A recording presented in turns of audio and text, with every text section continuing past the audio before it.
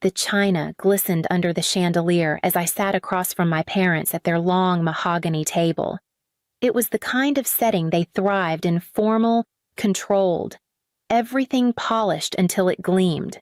My mother, Marjorie, poured another glass of wine as my father, Alden, slid a thick envelope across the table.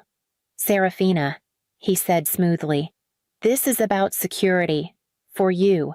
For all of us." I rested my hands in my lap, steadying my breath. The envelope lay between us like a challenge. My mother smiled as though she were offering me dessert. "It's just a formality. One family, one future." I pulled the papers free, scanning the first page. The words blurred for a moment, but the intent was clear. Every account, every investment, every property I had built was to be placed into a family trust, managed solely by them. My father nudged a pen closer. "This way. We all move forward together. No more silos. No more risk." Inside, something coiled tight. They weren't just asking, they were demanding everything I had spent my adult life creating. I looked up slowly, catching the faint triumph in their eyes, the expectation that I would fold out of duty, or guilt, or both. Instead, I let my lips curve into a calm smile. "If this is truly about trust, then you won't mind what I've prepared." For the first time that evening, their expressions faltered. My mother's fingers tightened around the stem of her glass. My father's jaw flexed. At that precise moment, the butler stepped into the dining room, his voice formal but edged with tension. "Ma'am," he said, "your lawyer is here." I leaned back in my chair, heart steady. The real conversation was about to begin. When Helena's heels clicked against the floor behind me, I felt the weight of my parents' stares sharpen. But before the first word left her mouth, my mind pulled me back to the years that had carried me here, the years when I learned no one was coming to save me. In my early 20s, Portland was shifting, neighborhoods gentrifying faster than anyone could keep up. I saw it as opportunity. While friends spent their weekends at bars, I was crouched on the floors of run-down kitchens, stripping tiles, painting cabinets, and coaxing life back into homes most people wouldn't glance at twice. My hands blistered, my back ached, but I kept going. I reinvested every dollar I made, flipping one house into the down payment for another. At 25, I signed the papers on my first Craftsman duplex. Holding the keys felt like holding proof that discipline mattered more than pedigree. Still, when I showed my parents, their reaction was a dismissive laugh. "You were lucky the market turned," my mother said. "Without us, you'd never manage," my father added. Their words stung, but not more than the memory I carried from college the day I asked them to co-sign my student loan. They refused, claiming it would teach me responsibility. It did, though not in the way they intended. I worked double shifts, skipped meals, lived in a cramped basement apartment with mold on the walls. Their refusal cut me, but it also forged me. Over time, the duplex became 3 properties, then 5. I learned to negotiate, to anticipate market turns, to stand firm when contractors tried to talk down to me. Each decision, each closing, each mortgage paid off was my own doing. My parents never lifted a finger, yet they acted as though my success reflected on them. Now, as I sat in their dining room, contract heavy in my hands, I realized their neglect had given me the very independence they despised, and I knew it was that independence they were trying so hard to strip away. Looking back, I realized the contract at the dinner table wasn't born out of thin air. My parents had been testing the waters for years, softening me with little jabs disguised as family wisdom. "You should merge finances," my mother once said over coffee, her tone deceptively casual. "Family must stick together. What's the point of keeping things separate if we're all working toward the same future?" My father preferred guilt as his weapon. "After all we sacrificed for you, don't we deserve to feel secure? Money should circulate within the family, not sit idle in your accounts." At the time, I brushed their comments aside. I told myself it was just their way of holding on, of trying to stay relevant in a world that was quickly moving past them. Still, their words always left a sting, like a faint burn I couldn't quite soothe. One afternoon, I came home early from a showing and found my father in my apartment. The lease had my name alone, the locks were new, yet there he was, rifling through the drawer where I kept property deeds and bank statements. He looked up, startled, before recovering with a stiff smile. "Just curious," he said, as if curiosity gave him a right to my life. I forced a laugh, told myself he was old-fashioned, raised in an era where a father felt entitled to his child's papers. But when he left, I noticed the envelope holding my latest closing statement was half out of place, like a page had been thumbed too far. For a while, I convinced myself it was nothing. Parents worried, parents' pride, parents crossed boundaries out of love, but deep down, a small voice began to whisper that it wasn't love at all. It was entitlement. That voice grew louder each time they brought up unity and legacy, until it was impossible to ignore. And by the time the contract appeared on the dinner table, I knew that whisper had been right all along. Helena's arrival was as sharp as a blade slicing through silk. She stepped into the dining room with her briefcase in hand, her eyes cool, assessing the scene before her. My parents stiffened in unison, as though they hadn't expected me to arrive with armor. "Good evening," Helena said smoothly, setting her case on the edge of the table. "I understand there's a contract my client is supposed to sign." Marjorie's smile cracked. "This is a private family matter. There's no need for lawyers." Helena ignored her, sliding the papers from the envelope. She flipped through them quickly, her brow arching higher with each page. Then came the smirk. "Wow," she murmured, closing the folder with a snap. "This isn't a trust. It's a complete transfer of authority. If Serafina signed this, you'd have unilateral control over her assets. Every dollar, every property, every account." The silence that followed was suffocating. My father recovered first. "It's about trust. Helena, about protecting our family from risk." His voice was calm, but the muscle in his jaw betrayed him. "Interesting," Helena replied evenly, "because what I see is a document where Serafina loses every right to her own money. If it's really about trust, why is she the only one who surrenders anything?" My mother leaned forward, her tone syrupy sweet. "You know us. Serafina, we'd never hurt you. This is just a formality." I sat back, my hands folded neatly in my lap. The contract lay on the table between us, a symbol of everything they thought they could demand. I could feel their eyes pressing against me, willing me to break, to cave, to sign. Instead, I looked directly at them and let my voice cut through the air like glass. "We're finished here tonight."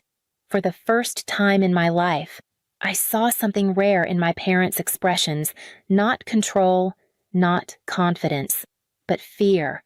It flickered across their faces before they masked it, but I caught it, and it settled into me like a promise.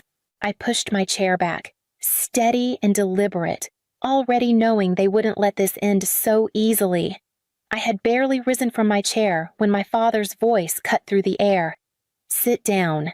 Serafina, you're not thinking clearly." My mother's hand fluttered toward the untouched wine glass in front of me. "There's something you need to hear first," she said, her tone softer than I'd heard it all evening. "Something that changes everything." Against my better judgment, I eased back into my seat. Helena stood behind me, arms crossed, her presence a steady anchor. My father steepled his fingers and fixed me with a measured stare. "The Vance estate in Rhode Island," he began, "has been tied up in probate for years. But the process is nearing its end. We're poised to regain full control of the property and its assets. It's worth more than you can imagine." Marjorie leaned in, her smile sharp but dressed in warmth. "And of course, you are our daughter. You stand to benefit as much as we do. But unity is essential. Probate courts value stability. Families that fracture, Well, let's just say judges don't look kindly on chaos. The implication was unmistakable.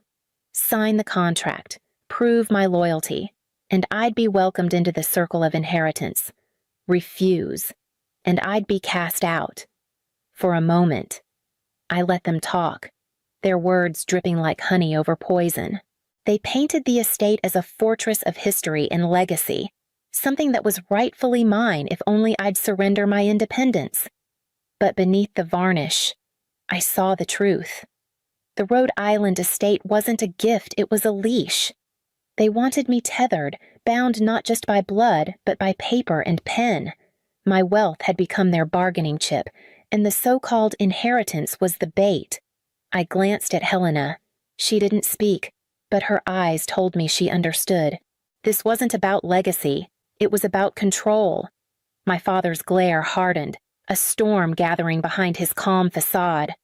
"Without us," he said flatly, "you'll lose everything." I straightened my spine, steadying my breath. The irony nearly made me laugh. They had given me nothing, yet now they threatened to take it all.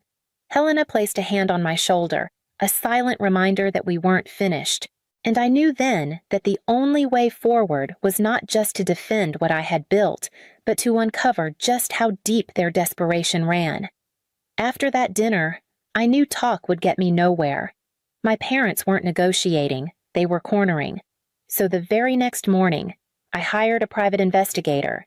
His name was Grant Mercer, a man with a reputation for finding truths people went to great lengths to bury. He worked quickly. Within a week, he placed a thick file on Helena's desk, and we went through it together.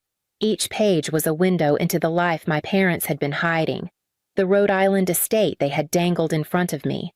It was mortgaged to the hilt, collateral for loans they had taken out over the last decade, the grand image of wealth they paraded antique furnishings, charitable galas, curated elegance was a mirage.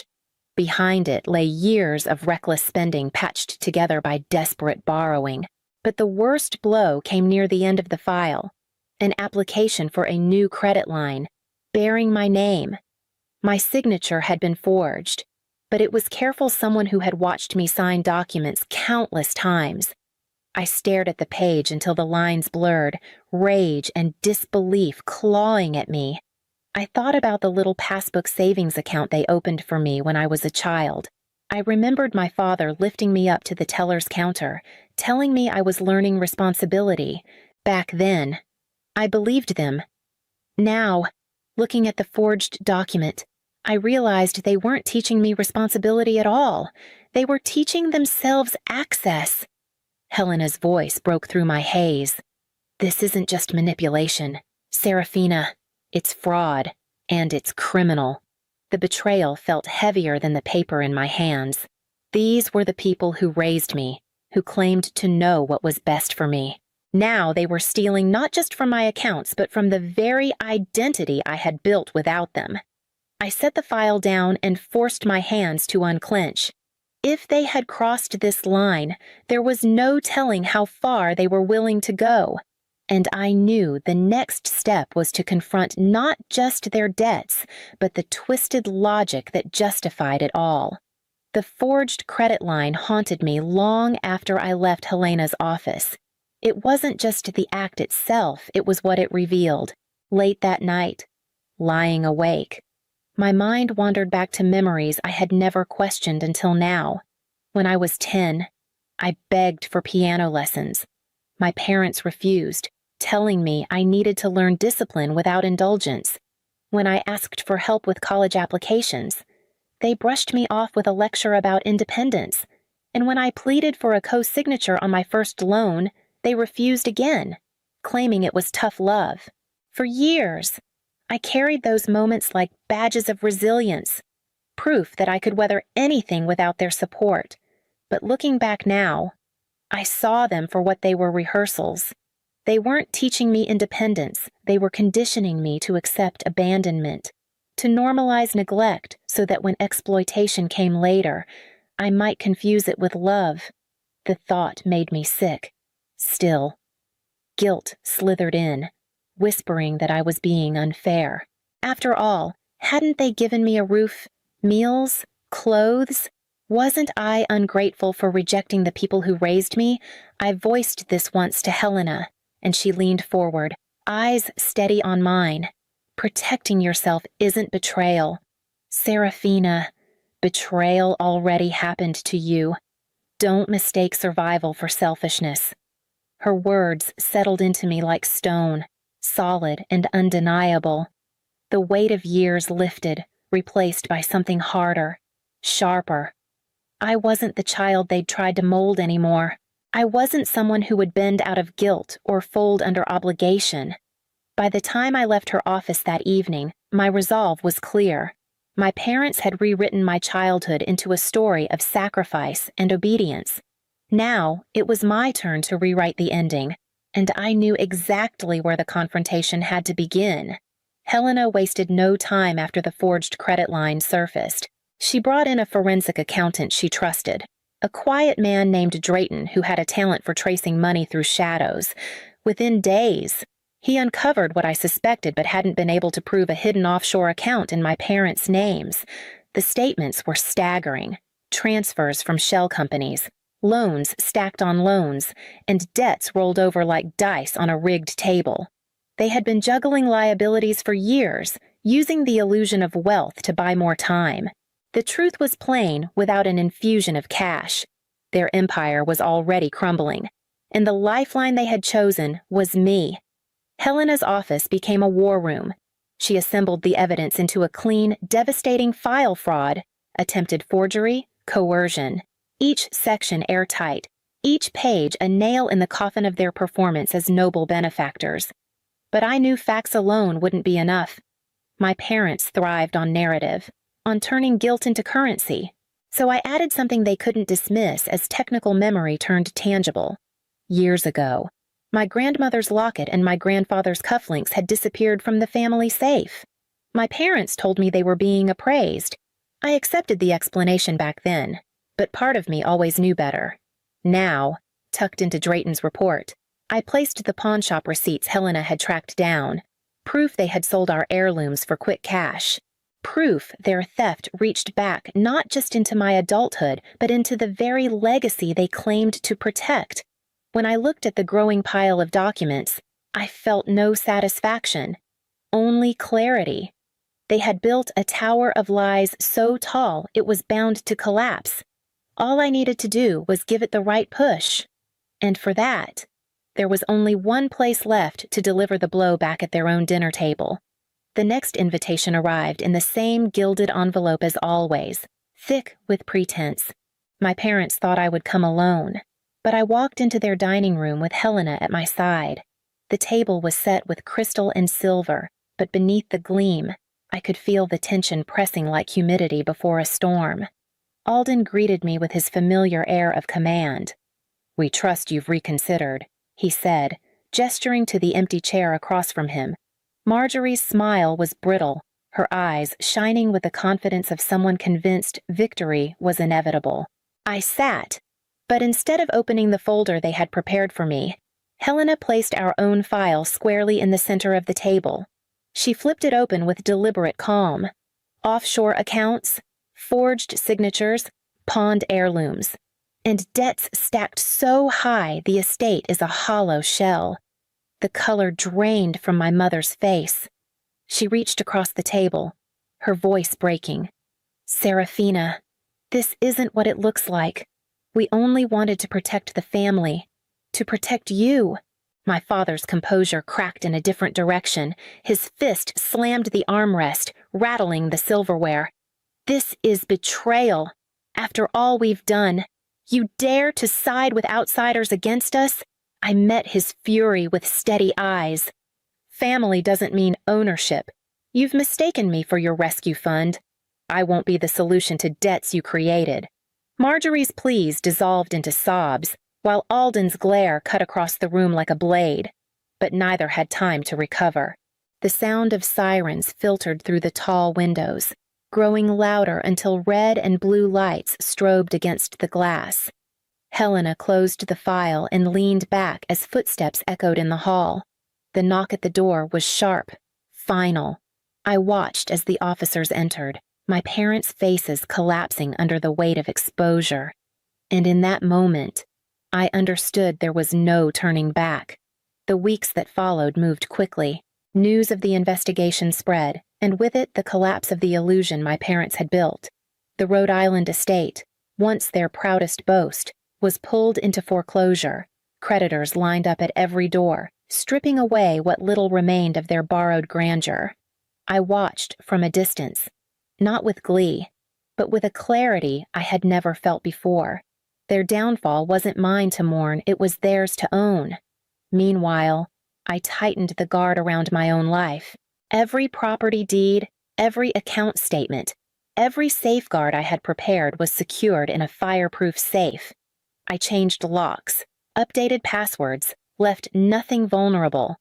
For the first time, my future felt entirely mine, untouched by guilt or expectation. One evening, I sat across from Helena at a quiet wine bar. Between us, no contracts, no files, just 2 glasses and the steady hum of relief. She raised hers with a small smile. "To freedom hard-earned," she said. I clinked my glass against hers, the sound sharp, decisive. "To freedom," I echoed, letting the words settle deep in my chest. Blood ties had once defined me, a thread I thought I was obligated to follow no matter where it led. But now I knew better. Love could exist without control, and family could be chosen, not imposed. As I walked home that night, the air felt lighter, the city streets alive with possibility. Freedom, I realized, was my truest inheritance, and I intended to protect it with everything I had.